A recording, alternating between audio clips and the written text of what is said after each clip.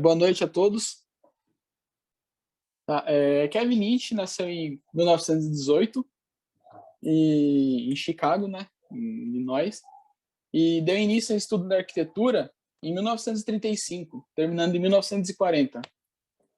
Ele começou na Universidade de Yale, passando por Tellissing, que foi entre 1937 e 1939, e terminou seus estudos no Instituto Politécnico de Rensselaer. Ele começou em uma faculdade, ficou um tempo em outra e terminou em outra ainda. Depois disso, ele atuou por 30 anos como professor no Instituto de Tecnologia de Massachusetts. E aposentou em 1978, quando ele se juntou com um amigo, né, o Stephen Carr, e abriu uma empresa de design urbano. Em 1955, ele começou os seus estudos sobre a cidade de Boston, Jersey City e Los Angeles, onde ele deu vida ao livro que a gente vai explicar hoje, né? Que é A Imagem da Cidade, que foi junto com George Kipps. Lynch acabou influenciando o planejamento urbano com o seu trabalho na teoria de forma urbana e na percepção do ambiente das cidades e de suas consequências para o desenho urbano. Esses são os capítulos do livro que é do Kevin Lynch. A imagem do meio ambiente no capítulo 1, no capítulo 2 é uma análise das 3 cidades que nós vamos falar. No capítulo 3 é a imagem da cidade e seus elementos. Capítulo 4 é a imagem da cidade. E o capítulo 5 é uma nova escala. Aí também tem um a mais, que seria as apêndices. Boa noite, pessoal. É o Gustavo Ferreira. Boa noite, professor. Eu vou estar falando sobre a análise que a gente fez do primeiro capítulo, que é a imagem do meio ambiente. Quanto ela é importante, quanto ela influenciou na reflexão de Kevin Lynch, na análise que Kevin Lynch fez para estar criando esse livro, estar prescrevendo e desenvolvendo. Uma das coisas que ele citou, a gente acabou colocando como importantes aqui. A primeira é a paisagem urbana é algo visto e lembrado através de elementos. Então, cada paisagem ela tem uma percepção que nos reflete em algo como se fosse uma referência, seja uma árvore, seja uma grama, seja qualquer outro tipo de vegetação, um mar, um lago. Então, ela traz essa reflexão e se torna acabando um elemento sobre a nossa visão. Todo cidadão possui numerosas relações com algumas partes da sua cidade, e a sua imagem está impregnada de memórias e significações. Muitas das vezes a gente pega uma paisagem e principalmente os anciões sempre refletem sobre isso. Quando eu era criança eu ia naquele lago, eu ia naquela praia, ou eu ia naquele pé de jaca e ficava brincando. Então a paisagem ela traz toda essa reflexão dentro da nossa memória, no qual, como o próprio Kevin Lynch citou, acaba impregnando os nossos pensamentos e as nossas memórias históricas. Os elementos móveis de uma cidade, pessoas e suas atividades, são tão importantes como as partes físicas e imóveis. Um meio ambiente belo e agradável é algo raro. Não se apercebem que uma estrutura pode significar uma satisfação diária, de abrigo ou prolongamento no sentido de riqueza. A nossa percepção da cidade, ela não é íntegra, ela é parcial. Ela é fragmentada em uns pontos referidos de algumas referências. Quase todos os nossos sentidos, eles estão envolvidos em alguma imagem dessa paisagem, no qual é composto pelas nossas visões. Os nossos sentidos, através das paisagens, acabam sendo aguçados. Então, a paisagem ela é importante para trabalhar a nossa percepção de visão, de audição, de olfato e paladar. Então, ela precisa ser importante no desenvolvimento urbano, precisa ser importante no planejamento urbanístico, então ela tem que estar presente dentro de uma cidade. Então, Kevin Lynch, ele cita muito em relação à imagem do meio ambiente, em relação à paisagem, ele cita bastante no livro dele. Vou falar agora sobre o tema de legibilidade. Clareza ou legibilidade, que significa algo legível, não é de modo algum uma única característica importante de uma cidade bela. Aparentemente, essa clareza, ela vem de uma paisagem citatina. Citatina significa que é o que se habita numa cidade ou o que nasceu na cidade. Então, uma cidade citatina é uma cidade que há habitações. No qual essa legibilidade, ela teria sinais de delimitações como vias identificáveis. E ela tem uma grande importância nessa estrutura habitacional. Ela é boa para estar identificando o meio ambiente, no qual nos contém orientações sensoriais, como eu havia falado antes. Uma sensação de visualização de cor, da forma, o trabalho dos 5 sentidos, como eu citei, que se chama orientação sensorial, que é definida através do meio ambiente. Estruturar e identificar o meio ambiente através das orientações, como eu citei. Se perder na cidade moderna é raro. A legibilidade, ela traz umas seguintes sinalizações no mundo atual. Então, como foi citado por Kevin Lynch, na cidade moderna dificilmente é raro se perder por conta dessas sinalizações. A gente pode ver muito por placas, por referências, como um simples comércio, como um simples metrô, em algum bairro, em alguma via, em alguma rua, no qual fica difícil da gente se perder. Então, a gente tem essa percepção da onde começa o nosso trajeto até onde ele termina. Então, Kevin Lynch, ele cita muito essa parte de legibilidade, de sinalizações. Clareza da paisagem e da cidade levam segurança e permite se locomover melhor. Um meio ambiente organizado serve como referência. Que ele mesmo já próprio diz que quanto mais a clareza da paisagem artística, da paisagem nos bairros, nas vias, é melhor para a gente se locomover. Como, por exemplo, se a gente chega num determinado lugar de uma cidade, onde a cidade é muito fechada por prédios, por casas, sem nenhuma paisagem, sem nenhuma vegetação ampla, aberta, é difícil a gente se locomover e é difícil a gente se situar naquele lugar. A gente acaba se perdendo. Como, por exemplo, se tiver muitos prédios, como eu citei, a gente não consegue se identificar aonde a gente quer chegar no nosso destino. Então, Kevin Lynch, ele reforça isso que, através do meio ambiente, através da paisagem dentro dessas vias, dentro desses bairros, a pessoa ela consegue ter a percepção de uma referência de onde ela está indo, de onde ela precisa chegar no seu ponto e até aonde ela volta. Se a pessoa mora em um bairro onde tem muitos prédios e apartamentos, ela acabou de se mudar, é difícil ela ter uma referência para ela conseguir se habituar e chegar no seu local de destino. Agora, os estudos que Kevin Lynch fez, quando há uma integração de paisagem, de meio ambiente no local onde a pessoa mora, ela consegue se habituar muito mais facilmente do que sem esses quesitos. Vou falar sobre o subtema, né? Construindo a imagem. A imagem do meio ambiente é o resultado de um processo bilateral, ou seja, entre o observador e o objeto. A coerência de uma imagem ela pode servir de vários modos e maneiras. E tem uma concordância quando existem membros de um mesmo grupo, ou seja, cada um tem uma imagem e que enxerga ela de uma respectiva forma. E é o que eu enxergo de um jeito, a outra pessoa pode não enxergar da mesma forma que eu enxergo. Só que quando a gente está dentro de um grupo, tem a possibilidade muito grande de existir muitas concordâncias, mesmo que sejam divididos. Tipo, como teve uma vez aquela do vestido do Facebook, que uns viam uma cor, outros viam de outra cor. A imagem ela é composta de elementos, memórias e significado. Os elementos são vias, fronteiras, são elementos que a gente vai falar durante a nossa apresentação. Memórias experiência que o observador vive no ambiente em que ele está inserido, em que ele está. E o significado é ele sendo emocional ou prático. E um pouco de estrutura e identidade. A imagem do ambiente ela pode ser analisada em 3 tópicos. Identidade, que é a identificação do objeto com o observador. A identificação de um objeto.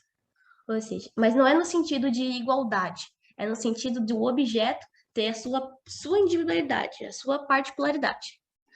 A estrutura, que é a relação do objeto com o observador e outros objetos, que ela, a imagem, ela tem que incluir uma relação estrutural ou espacial do objeto e com o observador. E em terceiro lugar, que é o significado, é que o objeto ele deve ter algum significado para quem observa, emocional ou não, seria prático no caso. Para uma imagem ter uma orientação com valor em um espaço vivo, ela precisa ter qualidade, ser suficiente e permitir que o indivíduo opere no ambiente em que ele está situado.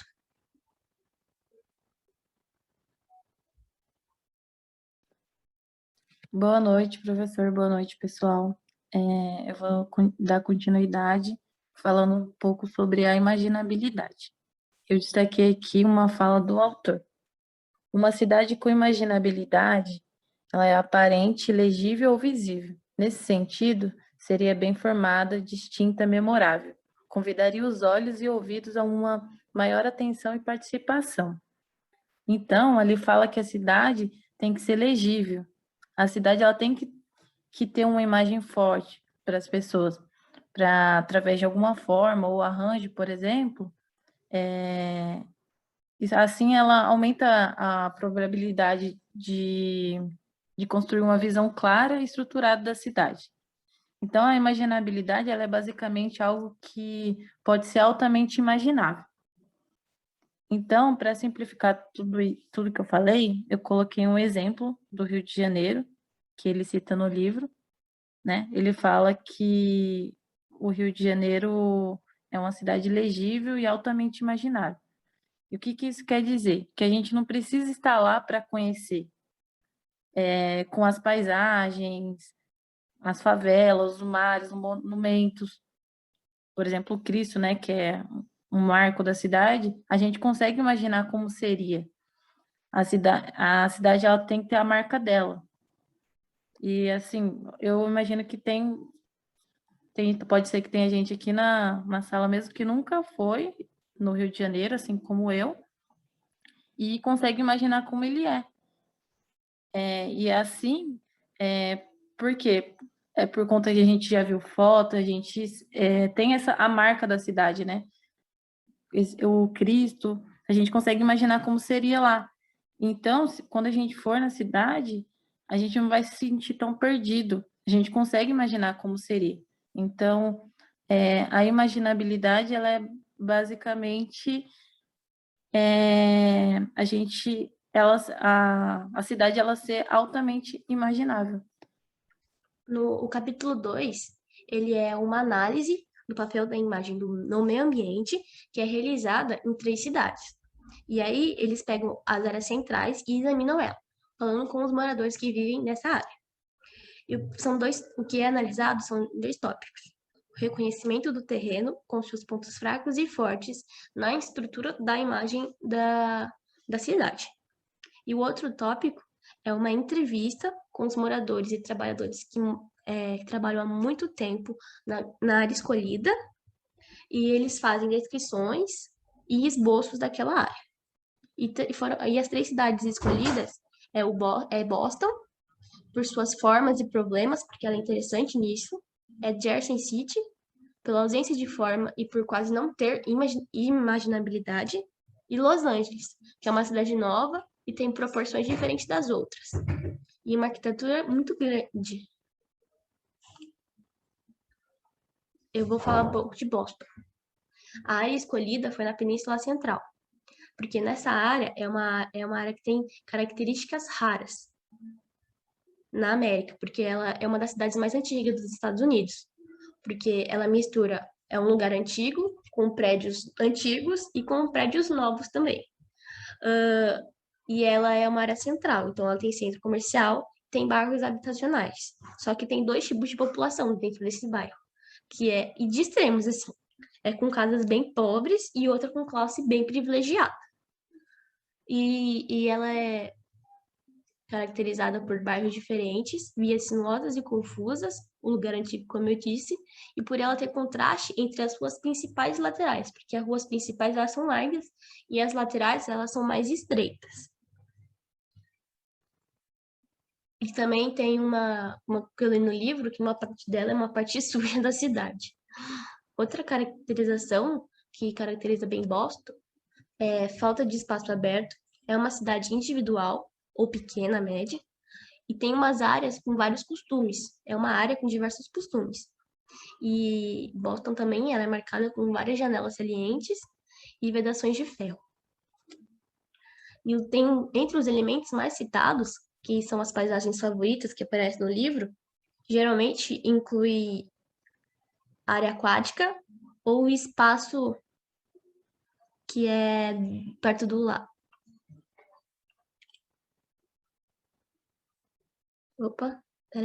Que é a área aquática ou as partes mais centrais da cidade. Os elementos mais citados foi o Boston Common, que é esse da praça, que tem o moço da estátua do cavalo, e tem a margem do Rio Charles, que é da segunda imagem.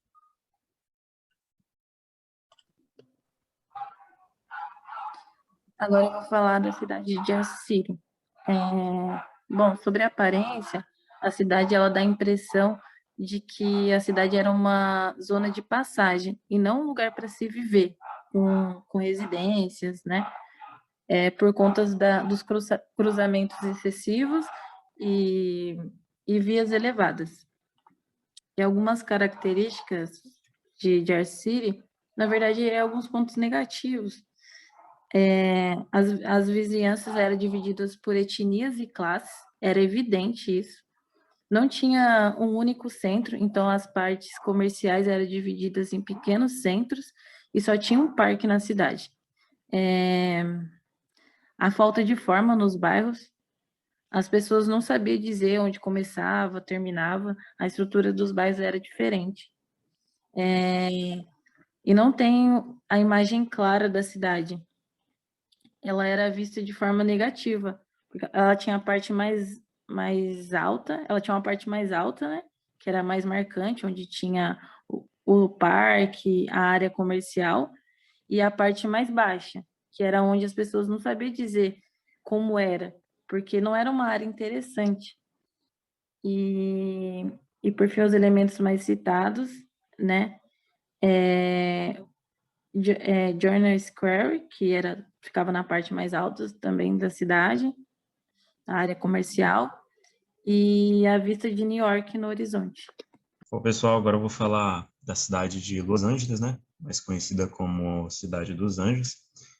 Vou pegar uma área escolhida aqui, citada no livro do Kevin Lynch, se não me falha a memória, na página 38 e 39, Downtown Central. Ela é um distrito, um pequeno distrito em Los Angeles, com distintos bairros dentro desse distrito, perdão. Em Downtown Central, ela, vamos supor, como se fosse o coração da cidade de Los Angeles, pois é ali que se situa todos os centros históricos e comerciais da cidade, fora os marcos arquitetônicos e as atividades históricas, atividades turísticas também. Uma da caracterização de Los Angeles é a aglomeração dos prédios. Kevin Lynch ele cita que essa cidade ela contém muitos prédios aglomerados, no qual dá a impressão de que você não tem percepção de visão ampla nenhuma nesses locais. E a forma de perca é muito maior, como foi citado lá em Legibilidade. Fora os bolsões de pobreza que contém dentro da cidade de Los Angeles. Tem um local que é citado também por Kevin Lynch, que se chama Skid Row. Skid Row, ele é um pequeno bairro que fica atrás de Hollywood. Então, Hollywood está colado com esse bairro. Hoje, infelizmente, Skid Row é considerado como a Cracolândia de São Paulo, só que em Los Angeles. Então, é como se eles tivessem feito uma desintegração social dentro desse bairro. Pegaram o que fosse mais da classe média e alta e jogaram para os lados de Hollywood, Beverly Hills, e deixaram a parte mais pobre no lado de Skid Row. Só que Skid Row, ela é diferente. Por quê? Skid Row é um bairro onde tem poucas aglomerações de prédios, as casas são um pouco pequenas e não tem muito dessas aglomerações. Então, você tem uma visão mais aberta. Só que, porém, tem esse lado, né, da parte da pobreza que ainda precisa ser estudado pela cidade de Los Angeles. Fora os centros históricos e os centros comerciais, como eu havia falado.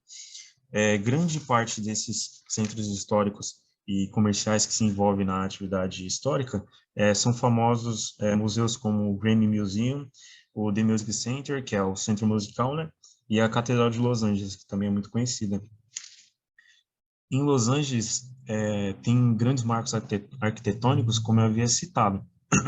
Um deles, muito famoso, é o Walt Disney Concert, que foi feito pelo Frank Gehry. E o outro é o Observatório de Frank Lloyd Wright.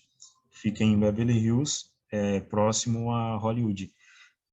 Esse centro, como eu disse, ele é chamado por eles por Centro Civic. Então, é como se fosse o coração. Toda a parte comercial e histórica, atividade econômica, está ligado a esse Centro Civic. No terceiro capítulo, o Lynch fez uma pesquisa, o terceiro capítulo é composto por uma pesquisa feita sobre a cidade de Boston e Los Angeles. E nessa pesquisa, Lynch perguntou para os residentes da cidade sobre as vias, para saber a opinião de cada um, né? Sobre como cada um enxergava as vias. E nessa pesquisa, ele percebeu que muitos só respondiam sobre a via citando a topografia ou pelo movimento, tanto automotivo quanto veículo, né, tanto automotivo quanto das pessoas. Muitos citavam das vias sobre pontos marcantes, a vegetação e tudo mais. E ele percebeu que poucas pessoas falavam das vias se referia à via pelo nome da mesma. Então, é o que acontece, acho que hoje, que é um dos motivos do livro ser bem conhecido, que eu acho que dificilmente hoje em dia alguém consegue falar da rua com o nome dela mesmo, né? Geralmente é com um ponto comercial que eles lembram, ou fala de uma rua muito íngreme, alguma coisa do tipo. Vou falar aqui para vocês sobre os bairros. O estudo feito pelo Kevin Lynch sobre os bairros, né? As áreas citatinas são as áreas habitáveis, relativamente grandes, sendo organizadas através de pontos de vista interno e pontos de referência externo. Essas áreas, como ele próprio citou, existem grandes pontos de vista como referências que as pessoas se baseiam para se encontrarem. Uma das características que definem esses bairros para essas referências são a textura, o espaço, a forma, os tipos de edifícios, os habitantes também, a topografia e o estado de conservação. Cria-se uma forte imagem de um bairro através da sinalização, da identificação por nomes, dos marcos históricos, ou simplesmente de pequenas referências simples, como os pontos comerciais. Ele cita muito que uma pessoa, como eu havia falado, ela se acha por conta de pequenas referências até as mais grandes. Alguns limites determinados na transição de um bairro ao outro, refletem nessa sensação de desorganização, alterando os limites topográficos em edifícios de escritórios, trazendo esse desconforto. Kevin Lynch, ele fala que, principalmente em grandes cidades, como foi feito em Nova York, houve a delimitação dos bairros. Os bairros que foram delimitados de um para outro, houveram diferenças, como identificação por nomes ou marcos históricos, e também pela forma arquitetônica. Então, um bairro tinha um estilo, vamos supor assim, como ele até citou aqui, é o Little Tokyo, né? Tinha um estilo, e outro bairro, como Downtown, já tem outro estilo. Então, acaba trazendo essa percepção de desorganização. Um bairro com uma etnia e outro bairro com outra etnia diferente, uns bairros totalmente misturados com as culturas misturadas, acabaram trazendo esse teor de desorganização. E alguns foram delimitados com a construção de edifícios de escritórios. Então, toda a paisagem, muitas construtoras de grandes cidades, como Los Angeles e Nova York, acabaram tirando esse lado do meio ambiente para construir os edifícios de escritórios, de empresas multinacionais, de centros comerciais, e acabaram fazendo essa transição desordenada, né, dos limites entre os bairros. Bairros bem ligados e perto uns dos outros formam um mosaico contínuo de bairros distintos, onde quer que se mova dentro desses limites, acaba se encontrando numa área reconhecível. Então, ele cita aqui que um bairro perto do outro, você consegue, dentro do limite dele, acabar se encontrando e se reconhecendo. Muitas das vezes os bairros são afastados como de 5 quilômetros. Eu não sei como é aqui em Caraguá, mas aqui na ilha tem muitos bairros afastados. Para eu sair do Perequê para ir até o Reino, eu tenho que caminhar, um exemplo, 5, 6 quilômetros para conseguir. Então, eu não tenho reconhecimento tão fácil quanto um bairro perto de 1 quilômetro ou alguns metros de delimitação. E é muito interessante isso, porque, como eu tinha falado para vocês, nos primeiros slides da imagem do meio ambiente, Kevin Lynch, ele cita que os bairros no qual ocorrem essas grandes aglomerações de prédios não traz uma certa segurança. Eu até, quando li essa parte desse livro, eu me relacionei com um curso que eu fiz essa semana pela prefeitura, que é de regularização fundiária, pela Audipan. Eu vi que esse livro foi criado em 1960, e o que foi falado no curso a respeito sobre a importância do meio ambiente no meio urbano é tão grande que ela afeta a nossa segurança. A gente não se sente seguro se não tiver uma paisagem ou se não tiver um elemento, vamos dizer assim, um elemento do meio ambiente. A gente não tem essa segurança e acaba se sentindo inseguro, como o Kevin Lynch próprio cita, de ruas estreitas, bairros completamente aglomerados, fora de desorganização, sem sinalização, sem nenhuma referência para a gente estar se encontrando. Então, no curso eu lembrei que foi feito um estudo no qual o índice de criminalidade, onde o meio ambiente não era presente, a criminalidade era um pouco maior. Agora, se foi feita a restauração ou reestruturação em um bairro no qual foi feita a implementação de uma paisagem, de um meio ambiente, houve diminuição na criminalidade. Ela não pode se desfazer total, mas a diminuição dela acaba sendo real. Então, esse estudo foi muito importante e eu tive essa reflexão do que Kevin Lynch citou em 1960 até nos dias atuais, que é que reflete, se a gente for prestar atenção, realmente, tudo que ele foi prescrito no livro, toda a idealização, a análise que foi feita, ela foi refletida conforme o passar dos anos. Até mesmo o Benedito Abud, quando eu citei sobre os sentidos sensoriais, Benedito Abud, ele cita muito sobre isso na parte de paisagismo. O paisagismo é importante para estar abrindo essa forma do sensoriamento, né? Audição, olfato, paladar. E é no que o Kevin Lynch também cita, né? E agora eu vou falar sobre a percepção, sobre os limites, né? Em relação aos limites. Os limites, eles são responsáveis por dividir uma região e ele pode ser considerado como barreira ou um elemento de ligação. Exemplos de barreira seriam os rios, estradas, viadutos, e de ligação seria praças lineares, ruas de pedestre, por exemplo, entre outros, né? Uma qualidade do limite é que por exemplo, o rio, ele fornece direção, a noção por onde a pessoa está percorrendo ali. Agora, uma característica negativa do limite é que eles podem ter efeito de segregação na cidade. Os limites numerosos e que atuam como barreira, eles atuam mais como barreira do que elemento de ligação, né? Então, ele acaba separando excessivamente as partes da cidade, e assim prejudicando uma visão do todo. Os limites, ele tem que ser claro e ter continuidade, porque senão ele pode ter esse efeito negativo. Ele pode acabar separando excessivamente as partes da cidade e prejudicando uma visão do todo. Os cruzamentos. Os cruzamentos são ligações de vias que ficam em determinados pontos estratégicos. E existem dois tipos de cruzamentos, né? Os introvertidos, que têm pouca informação de direção, então você chega no cruzamento, você fica meio confuso, né, para onde você vai. E tem os extrovertidos que têm mais nitidez nas direções. Você consegue tomar aquela decisão rápida e você sabe certinho para onde você quer ir, você consegue se locomover mais rápido.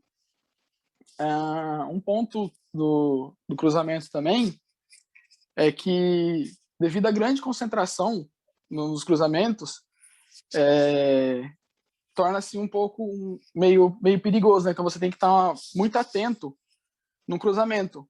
E esse fato de você estar atento no cruzamento, ele acaba se tornando um ponto de referência.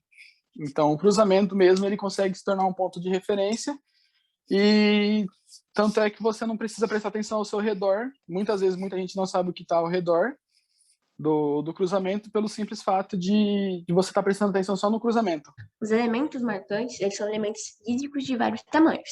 Eles podem ser, como de Nova York, aquela estátua, ele pode ser como o Cristo Redentor do Rio de Janeiro, mas ele também pode ser um prédio, uma loja, uma colina, talvez até uma placa. E, geralmente, eles costumam virar um ponto de referência no determinado local em que ele está. E a gente faz muito isso. Tipo, você vai naquela loja, mas onde que é essa loja? Que não sei o quê. É uma loja grande que tem uma fachada vermelha. Pronto, já virou um elemento marcante para você não esquecer, para você poder usar como referência. E porque eles são fáceis de lembrar e fáceis de identificar.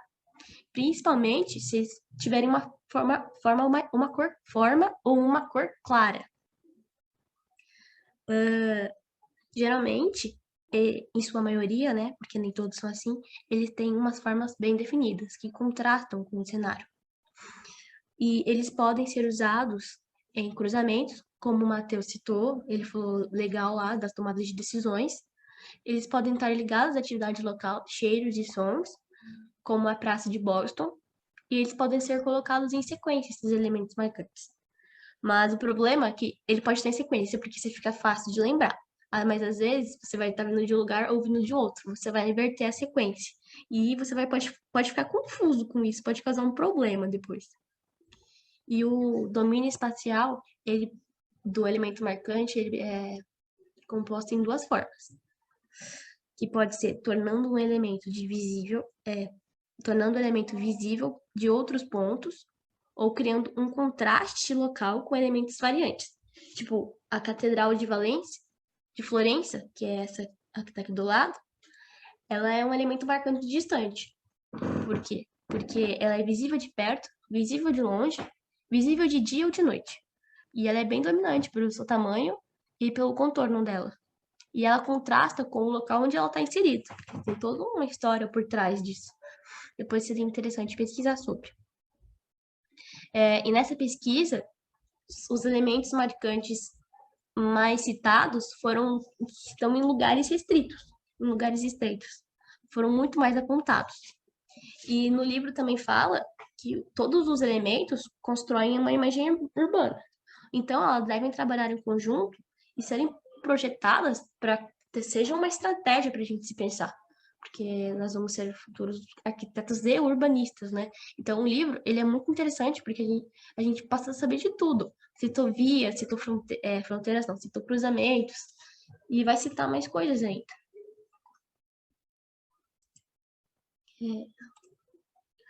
E um pouco sobre a imagem urbana. A imagem, lembrando que é uma pesquisa, né, uma entrevista que tem no livro. E a imagem urbana, no final dessa pesquisa, dessa entrevista, que foi feita com os moradores e trabalhadores, ela não se mostrou fiel à realidade.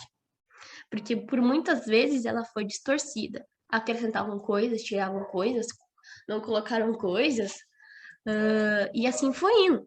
Então, o resultado final, com os esboços, as dicas, as localizações que os entrevistados passaram, não chegou nada perto do que é de verdade, a imagem urbana daquela cidade. Então, tipo assim, como eu falei no começo, que é construindo a imagem, você, para uma pessoa é de um jeito, para outra pessoa de outro. Aí, quando você vai passar alguma informação, você acaba não contando todos os detalhes. Então, você não consegue chegar no resultado final nítido, que foi o que aconteceu, que o resultado dessa pesquisa que eles fizeram. Aí, o autor, ele separou as imagens conforme a qualidade estrutural delas. Foi do resultado da entrevista com os entrevistados, que foi em elementos livres. Primeiro tópico, que é onde as partes das imagens não se relacionavam de forma alguma, não se interligavam de jeito nenhum, não batiam. Que a outra é a estrutura posicional, que é onde as partes, as imagens, elas se conectavam, mas eram muito frágeis, ainda faltava uma coisa para elas se encaixarem de fato. Estrutura flexível, que é elas estavam ligadas entre si, mas de uma forma flexível e elástica. Ainda faltava um tiquinho de nada, tipo um 9, sabe? E a estrutura rígida é onde todas as partes se ligavam de todas as direções e maneiras e de um jeito muito firme. Capítulo 4. Obrigado. Capítulo 4. O Lynch, no livro, ele fez um resumo de tudo que ele falou, né? No capítulo 1, 2 e 3. E para não ficar uma coisa muito repetitiva, eu vou citar só alguns que são os elementos das cidades, que eu acho que é o que constrói, o que deixa a cidade realmente parecendo uma cidade, onde a gente consegue ver, tanto no livro, né, que foi de 1960, e consegue ver hoje no século 21 e 2021, né? A gente consegue ter a mesma percepção que ele teve naquela época, a gente consegue ter agora. Então, vou falar sobre as vias, sobre o bairro, o limite, os cruzamentos e os elementos marcantes. As vias, só para lembrar, são aquele estudo que o Lynch fez, em que ele perguntava para o pessoal sobre as vias, né, qual que era a visão dele sobre as ruas das cidades. E aí o pessoal explicava sobre sua topografia, sobre um ponto marcante, alguma coisa assim. Dificilmente, nunca não, né? Dificilmente alguém lembra sobre o nome da via. E um exemplo bom para poder resumir isso daí um pouco mais é no meu caso mesmo, que eu não sou daqui de Caraguá. Eu mudei para cá faz pouco tempo. E para me locomover aqui, eu sempre usava ponto de referência, usava comércio. Então, minha esposa sempre falava para mim, tipo, para ir lá para o centro. Ela falava, você vai pegar aquela avenida, que eu também não sei o nome até hoje, ela vai pegar e você vira na Rua do AME. Então, eu usava uma avenida que eu já tinha de referência, que eu também, até hoje, eu não sei o nome, e provavelmente eu nunca vou saber, eu vou saber que é a avenida que chega no AME, e eu virava num ponto de referência, o meu ponto de referência era a placa escrita AME, e eu virava lá e eu sabia que eu chegava num cruzamento, numa rotatória, onde eu conseguia ir pro centro. Então, é basicamente isso que a visão do Lynch, né, sobre algumas pessoas falavam. Então, dificilmente uma pessoa lembra nome de rua e consegue se locomover mesmo se encontrar pelos nomes das ruas. Dos limites,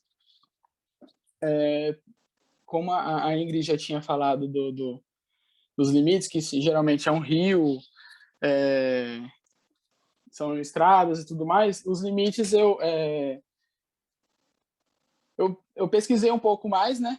E vi que também existem limites que são, entre aspas, invisíveis, né? Vamos supor uma rua que você está andando e ela tem uma área comercial, uma parte comercial e uma parte residencial, e depois outra parte comercial.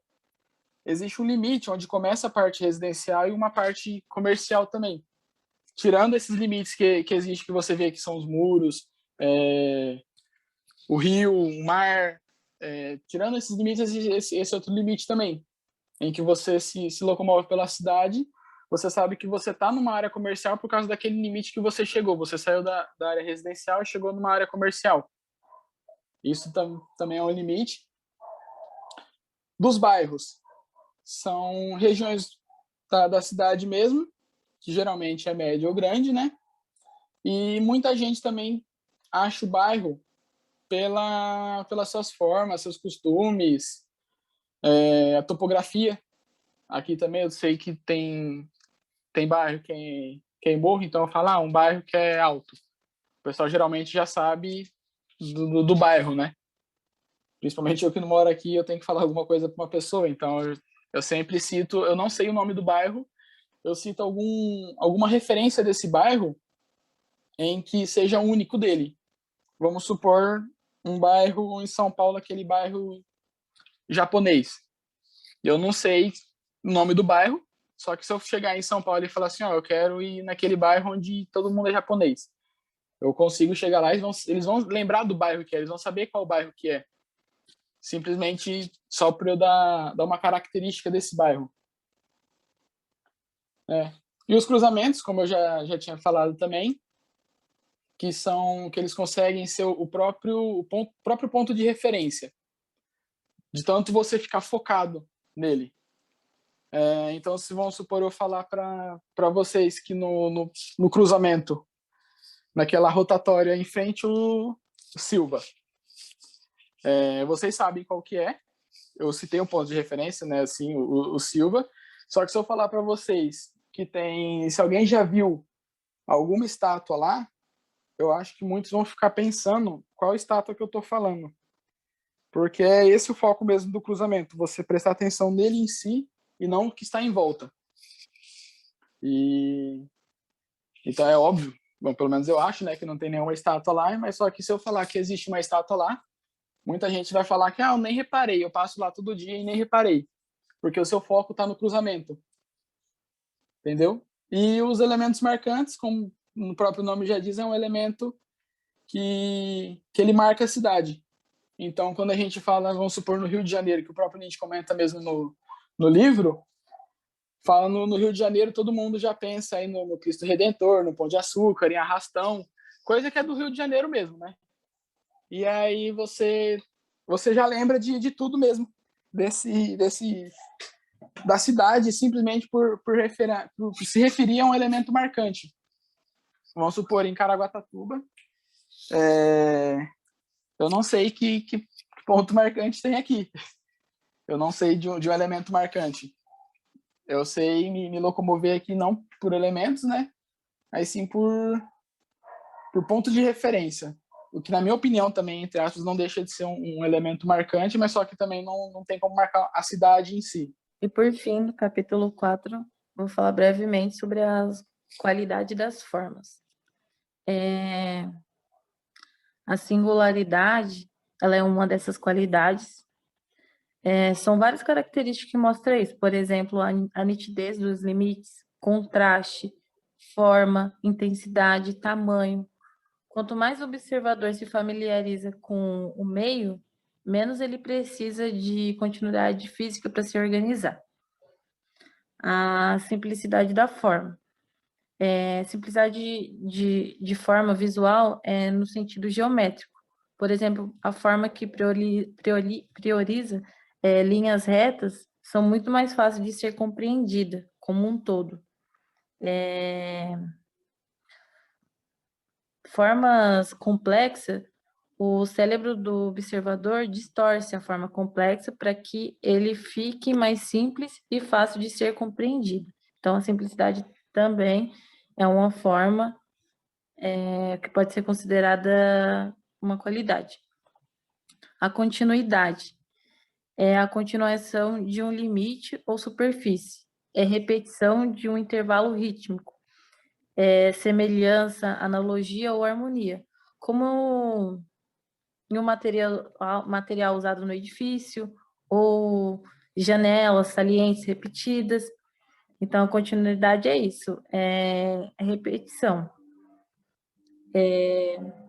A predominância é outra qualidade. A predominância seria algo que destaca, algo marcante, uma parte em relação às outras, por exemplo, devido ao tamanho, à intensidade, interesse. A predominância é a resultante da característica principal no todo. Clareza de ligação. Clareza de ligação são locais estratégicos de uma estrutura. Tem que ter boa visibilidade na ligação. Relação clara. Então, por exemplo, um edifício com o seu local de construção. Tem que ser, algo que seja fácil de ser perceptível. Tem que ser fácil de ser perceptível. Isso é uma clareza de ligação. Diferenciação direcional. São mudanças e referência que diferencia um fim de outro. Como, por exemplo, uma rua que sobe a colina. Isso é uma coisa que ele cita no livro. Uma rua que sobe a colina, afastando-se do mar em direção ao centro. Então, a diferenciação direcional, ela é a diferença de uma rota de outra. Alcance visual. É a qualidade que aumenta ou organiza uma possibilidade de visão, que seja real ou simbólica. Sobreposição é um exemplo, quando uma estrutura aparece atrás de outra. Vistas panorâmica, por exemplo, que aumenta a profundidade. Isso são exemplos são características que aumentam a compreensão de um todo. Isso é o alcance visual. Consciência do movimento. É a qualidade que torna o observador sensível ao seu próprio movimento, real ou potencial. Séries temporais. Séries são percebidas com o passar do tempo, incluindo tanto as ligações simples, item por item, nas quais um elemento é simplesmente ligado a outros dois. E, por fim, o nome e significados. A característica não física pode reforçar a imagem de um elemento. Os nomes são importantes na imagem, na identidade, né, ali. Então, por exemplo, um sistema de numeração, como a série de ruas por ordem alfabética. Então, o nome é importante. Então, por fim, o design da cidade deve criar um espaço que seja pródigo, em vias, limites, pontos nodais e bairros. Uma cidade, ela não tem que usar apenas uma dessas qualidades, mas sim todas elas. É um conjunto, né? Aqui, pessoal, Kevin Lynch, bem nos finais das páginas do livro, ele cita como foi o início, né, dessa parte de imagem do meio ambiente, dessa parte das referências e orientações. A gente pode ver que no livro ele cita no período da pré-história, como era a vida nômade primitiva, como eles faziam para se orientar, quais as referências eles usavam. Então, o marco de referência que eles usavam era a imagem ambiental. Ela desempenhou um grande papel tanto social como psicológico e estético, no qual o homem primitivo ele teve sincronia e ligamento com essa paisagem no qual ele conviveu e viveu. Então, ele se orientava através de pequenas árvores, dos pequenos rochedos, dos pequenos rios e lagos, das fontes, das cachoeiras. Ele foi usando esses elementos ambientais como orientação para o uso da sua própria vida. Então, ele saía de um local, quando ele tinha essa vida nômade e ia se habitar em outro local, ele tinha como referência esse lado, esse elemento de paisagem. Essas grandes referências foram se transformando em sistemas de referências hoje. sistemas de orientações, como hoje a gente conhece como os pontos focais das cidades, através de mapas, através de bússolas, através de GPS. Hoje, como, por exemplo, quando a gente vai pegar um Uber, o próprio Uber já está com o GPS ligado para se localizar e se orientar onde ele vai deixar a pessoa, onde ele vai deixar a pessoa no destino que ela se solicitou. Então, o Kevin Lynch ele faz essa analogia da vida nômade de como o homem primitivo ele fazia para ter essa orientação. E desse mesmo uso desses elementos do meio ambiente, muitas aldeias nômades elas se localizavam através das constelações também. Então, eles sabiam, através da constelação, aonde ele se estava se situando, aonde tinha mantimento para ele, aonde ele podia fazer o plantio, tudo através do meio ambiente. Então, a sincronia do homem, nessa época, era muito forte, e hoje a gente vê uma reflexão para trazer novamente esse marco, para a gente estar tendo essa sincronia novamente com o meio ambiente, com a paisagem, que só nos beneficia. O uso do método, né? Ele aplicando o conceito da imaginabilidade na cidade de Boston, Jersey e Los Angeles. Foram realizados 2 métodos principais. Eu vou começar falando primeiro sobre a entrevista. Um dos métodos foi a entrevista e como funcionava isso. Primeiro, eles faziam uma entrevista básica, que consiste em 7 perguntas sobre a cidade e suas orientações. Entre as perguntas, é frequentemente questionado sobre quais sensações o entrevistado percebe e sente ao realizar certos caminhos em sua rotina. Então, eles faziam tipo um percurso do trabalho até a sua residência. E aí eles faziam algumas perguntas do tipo, então, por que a pessoa faz aquele caminho todos os dias? Como ele se sente seguro fazendo esse caminho? Por quê? E após essas perguntas serem respondidas, os entrevistados devem realizar um esboço à mão da cidade.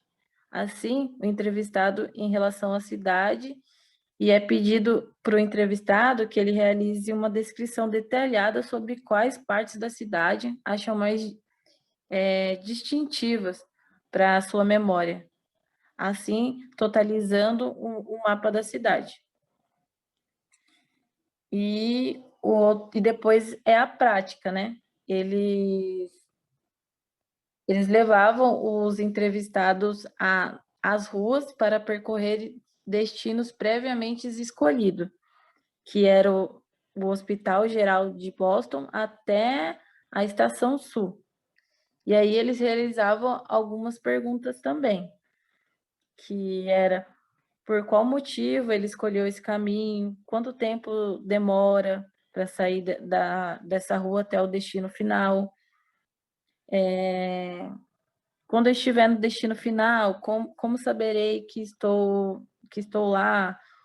O que eles podem distinguir, né? Então, o método que eles usavam para aplicar o conceito da imaginabilidade é isso. Primeiro fizeram de entrevista e o outro na prática, que eles levavam eles mesmos para percorrer o destino e faziam essas perguntas. E assim eles realizavam uma cobertura da área. E para a gente poder finalizar sobre o livro, eu vou falar da PNCC, que são 2 exemplos de análise, que são de 2 localidades adjacentes. A primeira é Beacon Hill, eu não manjo de inglês, mas ela é o símbolo de Boston, porque ela fica a sede do governo. E com todo o livro, as pesquisas e resultados, o Kevin ele chega em uma conclusão em Beacon Hill, que é que através da presença notável de árvores e da sua topografia, é facilmente distinguido dos demais bairros da cidade, além de sua qualidade espacial e de desenvolvimento. Já a Square Square, ela é estruturalmente vital para a cidade e para as pessoas que são inseridas nesse meio. Na verdade, ela é meio que um nó dentro de meio que um.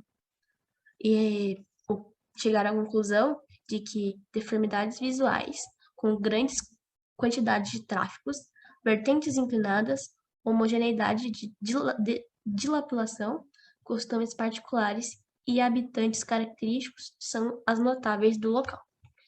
Então, contudo, nós apresentamos a entrevista toda, a pesquisa dele feita pelo livro, e com esse apêndice a gente encerra a apresentação.